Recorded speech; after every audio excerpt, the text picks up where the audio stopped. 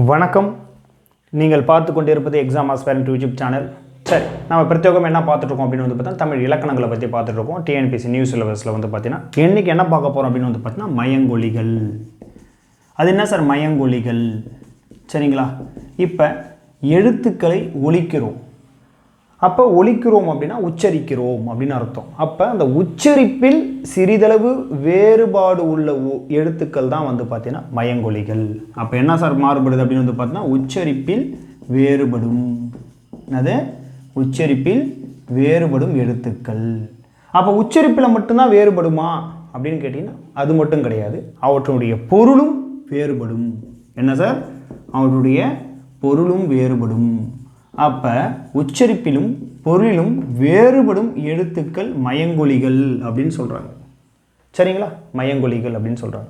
சரிங்க சார், இப்போ அப்படி இங்கே வருவோம். அப்போ தமிழில் என்னென்ன எழுத்துக்கள் மயங்கொலிகள் அப்படின்னு வந்து பார்த்தீங்கன்னா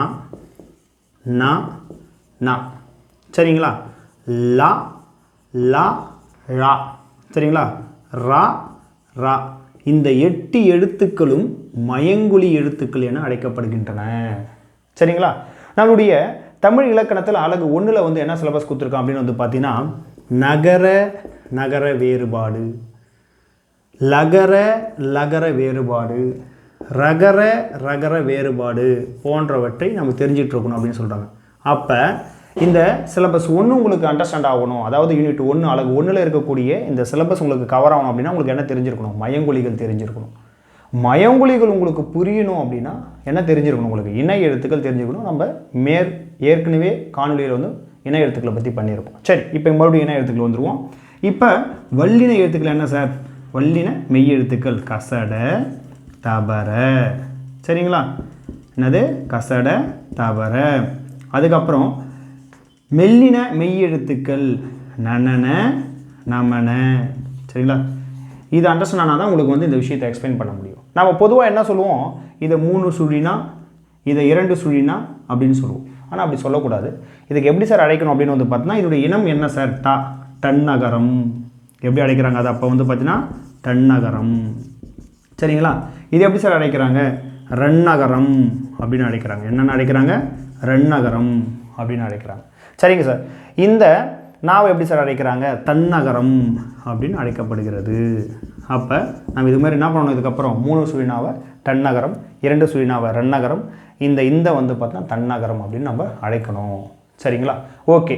அப்போ உச்சரிப்பில் சிறிது வேறுபாடு உள்ள ஒலிகள்னு சொல்லிட்டேன். அப்போ நம்ம தமிழ் எழுத்துக்கள் வந்து பார்த்திங்கன்னா பிறக்கக்கூடிய இடம் ஒன்று, அதை ஒலிக்கக்கூடிய முனைகள் வந்து பார்த்தீங்கன்னா 1. சரிங்களா, அப்போ பிறக்கும் இடம் 4 இருக்குது, ஒலிக்கக்கூடிய முனைகள் 4 இருக்குது. அதை எப்படி வந்து பார்த்தீங்கன்னா ஒலிப்பு முனைகள் வந்து பார்த்தீங்கன்னா எதன் வழியாக ஒலிக்கிறது அப்படின்றத நம்ம அண்டர்ஸ்டாண்ட் பண்ணிக்கணும். இப்போ என்ன பண்ணுவோம்? இந்த டன்னகரம், ரன்னகரம், தன்னநகரம் அனைத்துமே வந்து பார்த்தீங்கன்னா நாவின் நுனி தான். அது என்ன பண்ண போகுது அப்படின்னு வந்து பார்த்தீங்கன்னா சின்ன சின்ன வேறுபாட்டோடு போயிட்டு சில இடங்களை வந்து தொடப்போகுது. அதன் மூலயமா அந்த எழுத்துக்கள் பிறக்கின்றன. இந்த நாவின் நுனியானது அன்னத்தின் நடுப்பகுதியை தொடுவதால் டன்னகரம் பிறக்கிறது. நாவின் நுனியானது அன்னத்தின் முன்பகுதியை தொடுவதால் ரன்னகரம் பிறக்குது. சரிங்களா, நாவின் நுனியானது பல்லின் அடிப்பகுதியை தொடுவதால் இந்த தன்னகரம் பிறக்கிறது. அப்போ உச்சரிப்பில் சிறிதளவு வேறுபாடு ஏற்படுவதற்கு காரணம் இதுதான். அவை வந்து பார்த்தா நாவின் நுனி தான் முக்கியமான பங்காற்றுது. ஆனால் அந்த நாவின் நுனி என்ன பண்ணுது? சில விஷயங்களில் மட்டும் மாறுது. அந்த மேல்வாய் அன்னத்தின் நடுப்பகுதியையும், மேல்வாய் அன்னத்தின் முன்பகுதியையும், மேல்வாய் பல்லின் அடிப்பகுதியையும் இந்த நாவின் நுனி தொடுவதால் இந்த 3 எழுத்துக்களானது பிறக்கிறது. ஆகவே உச்சரிப்பில் சிறிதளவு வேறுபடுகின்றன. உச்சரிப்பில் மட்டுமா வேறுபடுகிறது? அவற்றின் பொருளிலும் அவை வேறுபடுகின்றன. சரிங்களா, சரி, ஓகே சார். சில எடுத்துக்காட்டுகள் நம்ம பார்த்துக்குவோம். நீங்கள் அப்போ பிழையின்றி எழுதுவதற்கு வந்து பார்த்தா உங்களுக்கு மிக மிக முக்கியமானது இணை எழுத்துக்களை அறிந்து கொள்வது தான். இப்போ பாருங்கள், நம்ம என்ன சொன்னோம்? இதை டன்னகரம்னு சொன்னோம். மண்டபம், கண்டேன், ஓகேங்களா, வண்டு அனைத்துமே பாருங்கள் இந்த இட்டு அந்த டகரத்திற்கு பக்கத்தில் தான் இந்த நகரமானது பிறக்கும். சரி, இங்கே வந்துடுவோம். தென்றல், இன்று, நன்று. பார்த்தீங்கன்னா அழகாக இருக்கா? தென்றல் இன்று நன்றாக வீசியது சொல்லலாம் இல்லையா? எவ்வளோ அழகாக இருக்குது பாருங்கள். அப்புறம் இங்கே பாருங்க, வந்தேன், தந்தேன், வந்து, தா பக்கத்தில் தான் நான் வரும். சரிங்களா, இவை தன்னகரம். வந்தேன், பந்தினை தந்தேன், எப்படி அப்படி சொல்லலாம். சரி ஓகே, நம்ம கவிஞனாக மாறிடுவோம். சரி ஓகே, இப்போ இதுக்கான புரியுதுங்களா? அப்போ நம்ம அழகு ஒன்று நம்ம என்ன சொல்லியிருந்தோம், நான் வேறுபாடு அப்படின்னு சொல்லியிருந்தோம். அதாவது நகர வேறுபாடு. இந்த வான்னா நாங்கள் வான் என்பது வான்வெளி, வானத்தை குறிக்கும். இந்த வான்ன்றது வந்து பார்த்தீங்கன்னா வெடியை குறிக்கும், வெடிப்பொருட்களை வந்து குறிக்கும். வானம் வாங்கிட்டு வந்தேன், சரிங்களா? அதாவது வானம் அப்படின்னு சொல்லுவாங்க. அப்போ வானம் என்பது வெடிப்பொருட்களையும், இந்த வானம் என்பது வந்து பார்த்தீங்கன்னா வானத்தையும் குறிக்குது, சரிங்களா? ஓகே, அப்போ இந்த நகர வேறுபாடை நீங்கள் வந்து பார்த்தீங்கன்னா புரிஞ்சுக்கணும். ஓகேங்களா? சார் ஒன்று சிலதை பார்க்கலாமா? பனின்னா என்னங்க? குளிர்காலம். பனி வேலை. அப்போ இந்த நகர வேறுபாடுகளை நம்ம அறிந்து கொள்ள வேண்டும் எனில் என்ன பண்ணணும்? நம்மளுக்கு வந்து பார்த்திங்கன்னா இந்த மயங்கொலிகளை அறிந்திருப்பது மிக மிக முக்கியம்.